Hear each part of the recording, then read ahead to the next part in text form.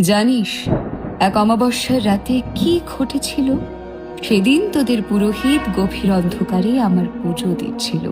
হঠাৎ চারদিক থেকে ভেসে আসতে লাগলো আমার নুপুরের আওয়াজ। আর ঠিক তখনই সে লক্ষ্য করলো আমি যেন ধীরে ধীরে অদৃশ্য হয়ে যাচ্ছি। ভয়ে সে একটা প্রদীপ তুলে ধরলো আমার মুখের সামনে। আর যে দৃশ্য সে তখন দেখেছিল তা দেখে তার গায়ে কাঁটা দিয়ে উঠল। তাহলে প্রথম থেকে তোদের গল্পটা বলি। সেদিন সকালে তোদের পুরোহিত বাজারে গিয়েছিল আমার ভোগের সামগ্রী কিনতে। পথে তার সামনে এসে দাঁড়ালো একটি ছোট্ট মেয়ে। সে বলল, আমি চাল আর কলা খাবো। পুরোহিত বিরক্ত হয়ে বলল, খেতে হলে কাজ করে খেতে হয়। মেয়েটি মৃদু হেসে বলল, আমি যদি